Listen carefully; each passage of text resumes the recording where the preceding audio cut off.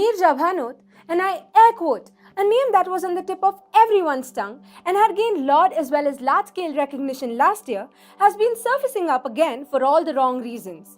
The valiant Pan Am air hostess Neerja Bhanot had sacrificed her life to save the passengers on her flight, which had been hijacked by the Palestinian terrorists from the Al-Nidal terrorist group.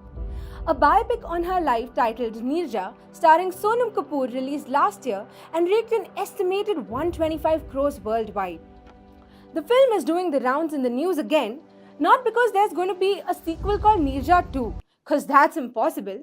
It's because Neerja's family members claim that they haven't been paid a promised 10% of the box office collections. A part of this money was supposed to go to Neerja Bhanot Trust as well. But trust doesn't come easy, especially after bearing the overhead costs of essentially required Sonam Kapoor, and we all know flight tickets don't come cheap. And with all the retakes, phew. A camera, segment 2, take 72. Action! The alleged breach of contract throws the spotlight on how making biopics has transformed into the easiest way of making money.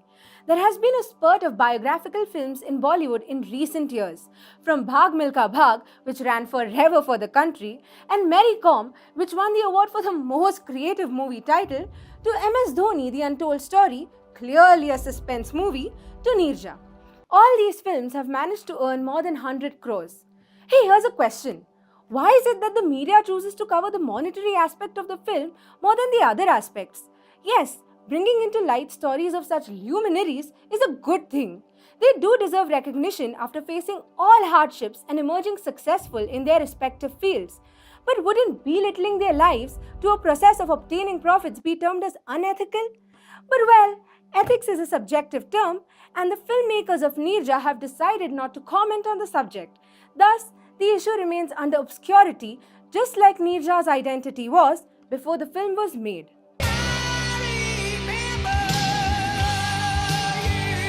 The controversy surrounding Priyanka Chopra's earnings for the film Mary Kom is something to ponder upon. So what if she's earned more than what Mary Kom has earned in her entire career? That's no punch in the face. This is the plight of sportsmen and sportswomen in our country. If someone has to be blamed, it's not PC, because that's not politically correct. She just reaped awards for her hard work and earned as per the standards set by our entertainment-driven public and society. It's the system which does not feel the need to pay those well who do the nation proud. So overpaid actors or underpaid real-life characters, huh? The picture's clear and I'm still fact, she's fiction. It's funny how Sonam's performance received a much wider appraisal than what the nearly 23-year-old Neerja had received after losing her life. Now, some might say that Bollywood cannot be compared to real life. Yes, it cannot, no matter how believable they try to make it. But the least one can do is show respect to the person and his or her family.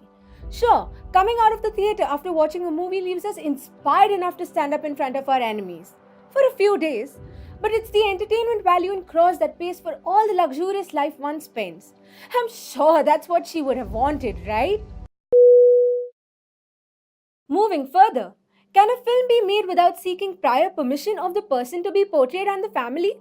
Yes, it is absolutely possible to do so provided that the content is not fabricated, because that would lead to a case of defamation.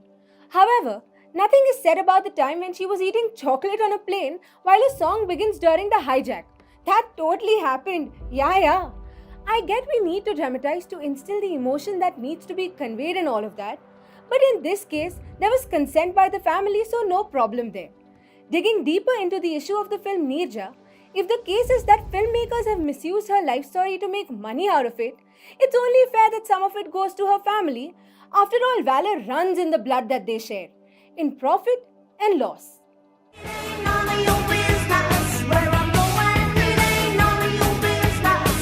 At the end of the day, we all buy into the consumerist behavior by paying for high-tax tickets to watch biopics to satisfy the curiosity and reward most of these lives with applause. The value of pretense, while the filmmakers are the takers of lump sums and stay numb until another life is worth telling and another life is worth selling.